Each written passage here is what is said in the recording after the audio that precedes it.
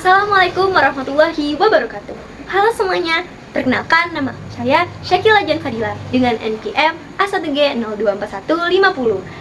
Saya membuat video ini untuk memenuhi tugas mata kuliah Keterampilan Berbahasa Indonesia dengan dosen pengampu Bapak Dr. Irfan Supriyatna, MPD. Selamat menyaksikan. Dongeng yang akan saya bacakan berjudul Muara Si Pemberani dan Samudra Biru karya Syakila Jihan Fadila. Di sebuah desa kecil bernama Pulau Kristal yang berdekatan langsung dengan samudra biru yang luas, hiduplah seorang anak perempuan bernama Muara. Namanya berarti muara dalam bahasa setempat, karena ia dilahirkan tepat di mana sungai kecil bertemu dengan laut. Muara memiliki keunikan tersendiri. Ia memiliki warna kulit yang kecoklatan karena sering bermain di bawah teriknya sinar matahari dengan matanya yang jernih seperti air laut yang dangkal. Rumahnya hanyalah sebuah pondok kayu sederhana, tetapi di dalamnya penuh kehangatan dan keharmonisan dari keluarga kecil yang dimilikinya. Ia tinggal bersama kedua orang tuanya yang bekerja sebagai nelayan dan pembuat kerajinan kerang. Muara adalah anak yang penuh rasa ingin tahu. Setiap harinya ia akan duduk di perahu kecil ayahnya yang sudah usang, sambil berangan-angan untuk menjelajahi pulau seberang, berlayar melintasi samudra biru yang luas. Namun mimpinya selalu dilarang oleh ayahnya, seorang nelayan tua bernama Pak Dudung. Ayahnya, Pak Dudung, seorang nelayan tangguh dan bijaksana, selalu khawatir akan putrinya. Baginya lautan adalah mata pencaharian, tetapi juga bahaya bagi kita. Suatu pagi, Pak Dudung sedang memperbaiki jaring. Muara mendekat dengan wajah penuh harap. "Ayah, aku sudah dewasa. Bisakah ayah izinkan aku ikut belajar ke pulau seberang besok? Aku ingin melihat langsung desa di sana dan mungkin belajar cara mereka menangkap ikan." Menghela nafas panjang, ia meletakkan jaringnya dan menatap Muara dengan tatapan tegas. "Tidak, Muara, ayah sudah bilang, itu terlalu berbahaya. Samudra biru itu luas dan ombaknya tidak bersahabat untuk gadis sepertimu. Di sana ada arus besar yang mengerikan. Tugasmu adalah membantu ibu membuat kerajinan kerang." Wajahnya cemberut, suara sedikit meninggi karena kecewa. "Ayah, kenapa ayah selalu marahku? Aku sudah besar, aku sudah belajar dari Paman Adi. Aku bisa menjaga diri. Ayah hanya selalu menganggapku sebagai anak kecil." "Bukan begitu, Nak. Ayah menyayangimu. Cukup sudah, jangan bahas lagi pulau seberang. Dengarkan ayah, lautan itu tidak seindah yang kau bayangkan." Muara membalikan badan dan berlari menjauh. Perasaannya hancur. Ia tahu selama ayahnya masih melarang, mimpinya untuk menyeberangi samudra biru akan tetap terkunci. Ia hanya bisa merenung, memandangi perahu-perahu lain yang bebas berlayar. Beberapa bulan kemudian, sebuah musibah menimpa desa Kristal. Sebuah penyakit aneh disertai demam tinggi dan sesak napas menyerang beberapa penduduk desa, termasuk Pak Dudung. Dalam beberapa hari, Pak Dudung yang dulunya gagah perkasa, kini terbaring lemah di tempat tidur. Tabib desa bernama Nenek Runa datang memeriksa Pak Dudung. Setelah meracik berbagai ramuan herbal, Nenek Runa menggelengkan kepalanya dengan sedih. "Penyakitnya parah, Muara. Ramuan biasa tidak mempan. Aku hanya tahu satu penawar di seluruh wilayah kita yang bisa melawan penyakit aneh ini." Muara mendekat dengan cemas. "Apa itu, Nek? Katakan, aku akan cari sampai dapat." "Itu adalah alga merah, Nak, tapi bukan alga biasa. Alga merah ini hanya tumbuh di tempat yang sangat dalam, di dasar laut, dekat palung samudra biru, tidak jauh dari pantai pulau seberang. Tempat itu sangat beresiko, penuh arus yang kuat." Wajah Muara memucat, tetapi tekadnya menggantikan rasa takut. Ia kembali teringat larangan ayahnya, tetapi kali ini larangan itu harus dilawan demi kesembuhan ayah. Muara berlutut di sisi ranjang Pak Dudung. "Ayah, izinkan aku pergi ke pulau seberang. Aku akan mengambil alga merah itu. Hanya itu satu-satunya kesempatan ayah untuk sembuh." Pak Dudung membuka matanya yang sayu. Ia menatap Muara, melihat bukan lagi gadis kecil yang merengek, melainkan seorang gadis dewasa yang berani. Hatinya luluh. Semua larangannya runtuh seketika. Pak Dudung berbicara dengan suara yang sangat pelan dan serak. "Muara anakku, akhirnya kau akan ke sana. Pergilah, Nak, bawa perahu kita. Samudra biru kini menjadi tujuanmu. Jangan lupa pulang, Nak. Ayah akan menunggumu." Air mata Muara mengalir, tetapi hatinya penuh keberanian. Aku janji ayah, aku akan kembali. Suatu pagi yang cerah, Muara memutuskan untuk berpetualang lebih jauh. Dengan bekal beberapa potong ubi rebus dari ibunya, ia mendayung perahu mungilnya si ombak kecil. Muara meluncurkan perahu kecilnya ke lautan dalam. Ia tidak lagi melihat pulau seberang sebagai impian, melainkan sebagai sebuah misi untuk menyelamatkan ayahnya dan penduduk desa yang terkena wabah penyakit aneh itu. Perjalanan di Samudra Biru terasa panjang dan sunyi. Muara harus berjuang melawan ombak yang cukup besar.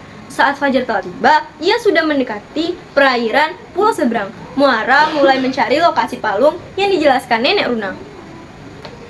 Tiba-tiba, sebuah bayangan cepat melesat di samping perahunya.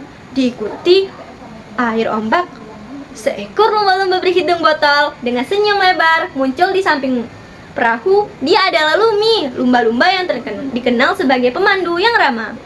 Suaranya melengking, terdengar seperti tawa. Nyik, nyik, nyik, nyik, nyik, nyik, nyik. Selamat pagi, para pemberani. Namaku Lumi. Kamu terlihat seperti sedang terburu-buru dan sedikit ketakutan. Kamu mencari palung yang dalam, bukan? Muara terkejut, sekaligus lega. Ya Lumi, aku marah. Aku harus menemukan alga merah di dasar palung itu untuk mengobati ayahku. Aku tidak tahu di mana tempatnya. Bisakah kau membantuku? Tentu saja, palung itu adalah rumahku. Naiklah, aku akan menuntun perahumu. Lumi dengan lincah mengarahkan perahu Muara menuju sebuah cekungan air yang tampak gelap dan tenang. Itu dia, Muara, di bawah sana. Kau harus cepat, karena di kedalaman ini biasanya ada. Sebelum Lumi menyelesaikan kalimatnya, bayangan besar, gelap, mengancam melintas di bawah perahu Muara. Sirip punggungnya membelah permukaan air. Makhluk apa itu, Lumi? Nada suara berubah panik. Itu gigit tajam. Seekor hiu karang yang jahat dan sangat kejam. Dia tidak suka ada yang mengambil apapun dari wilayahnya, terutama alga. Cepat, ambil alga itu dan kembalilah. Aku akan coba mengalihkan perhatiannya. Muara segera menyelam dengan nafas yang ditahan. Ia berenang menembus kegelapan. Ia menemukan alga merah berpendar merah di antara berbatuan. Saat tangannya meraih alga itu, ia bisa merasakan getaran air yang menandakan ada sesuatu yang besar mendekat.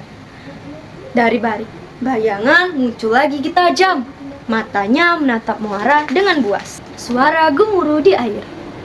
Kau berani mencuri makananku? Manusia darat, kau akan menyesal datang ke Samudra Biru.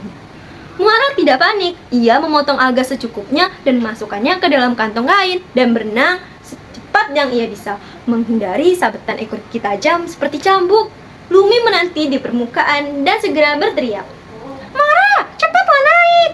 Aku akan membawamu ke pantai pulau seberang. Gigi tajam itu tidak bisa mendekat ke sana. Muara melompat ke perahu. Lumi menarik-tarik bahu dengan giginya, berenang dengan kecepatan penuh, menjauhi gigi tajam yang marah. Lumi, aku berhutang nyawa padamu. Aku tidak akan melupakan kebaikanmu. Pulanglah, Muara, dan berhati-hatilah. Gigi tajam sangat dendam. Dia sering mengganggu para nelayan di sini. Muara melihat sekeliling. Pulau seberang ternyata bukan tempat misterius, melainkan desa nelayan yang sangat terawat. Ia melihat petak-petak air dangkal yang dikelilingi bambu budidaya rumput laut. Seorang nelayan parubaya dengan kulit kecoklatan mendekatinya. Dia adalah Pak Bram, kepala nelayan di sana. Hai gadis muda, dari mana asalmu? Ada apa dengan perahumu? Aku dari Teluk Kristal, Pak. Aku baru saja dikejar hiu karang gigi tajam. Aku datang untuk mengambil alga merah untuk ayahku yang sakit. Wajah Pak Bram prihatin. Gigi tajam lagi. Hiu adalah momok di sini. Dia suka mencuri jaring dan menghancurkan hasil budidaya rumput laut kami. Kami sedang mencoba memulihkan beberapa yang dihancurkan kemarin. Aku ikut prihatin, Pak. Aku tidak tahu bahwa pulau seberang sudah maju seperti ini. Bisakah Bapak ceritakan tentang budidaya rumput laut ini? Tentu saja.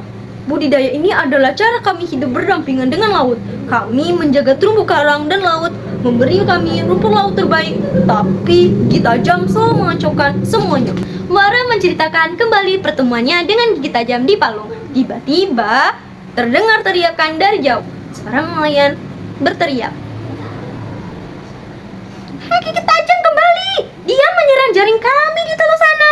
Muara melihat gigi tajam yang kini melampiaskan amarahnya dengan mengacak-acak jaring nelayan di kejauhan. Muara tahu ia harus melakukan sesuatu. "Pak Bram, gigi tajam takut pada suara yang sangat keras. Ayo kita gunakan semua sirine di perahu yang kita punya. Kita buat dia bingung dan takut." Muara dan para nelayan di sana segera mengumpulkan semua perahu. Mereka menyembunyikan semua sirine secara serentak. Suara keras itu bergema di Samudra Biru. Gigi tajam terkejut dan panik. Hiu itu berbalik arah dan berenang secepatnya menjauhi pulau seberang, menghilang ke laut dalam. Para nelayan bersorak gembira. Mereka berterima kasih kepada Muara. Setelah itu, Pak Bram berjanji akan mengajari Muara semua tentang budaya rumput laut. Muara berlayar pulang dengan alga merah di tangan. Sesampai di rumah, ia segera meracik obat untuk ayahnya. Tak lama kemudian, Pak Dudung perlahan-lahan sembuh. Ketika Pak Dudung sudah sepenuhnya pulih, Muara menceritakan seluruh petualangannya, perjalanannya ke Samudra Biru, pertemuannya dengan Lumi si lumba-lumba, ketakutannya pada gigi tajam, dan keramahan pada nelayan pulau seberang. Pak Dudung memeluk putrinya erat-erat. "Aku salah, Nak," katanya dengan haru. "Aku mencoba melindungimu dengan melarang, padahal kamu sudah punya keberanian dan kebaikan untuk menghadapi lautan. Sekarang aku tahu Samudra Biru ada di jiwamu." Sejak hari itu, Pak Dudung tidak lagi melarang Muara. Muara pun tidak hanya menjadi gadis yang memimpikan lautan, tetapi menjadi pelaut muda yang berani dan tanggung jawab. Ia sering belajar ke pulau seberang, tidak hanya untuk menjalin persahabatan dengan Lumi dan para nelayan di sana, tetapi juga untuk belajar bagaimana cara membudidayakan rumput laut di desanya, mewujudkan mimpinya, dan membawa kemakmuran bagi desanya. Berkat petualangannya mencari alga merah di kedalaman Samudra Biru. Demikianlah dongeng dari saya. Lebih dan kurang saya mohon maaf apabila ada kekeliruan kata. Terima kasih sudah menyaksikan. Wassalamualaikum warahmatullahi wabarakatuh.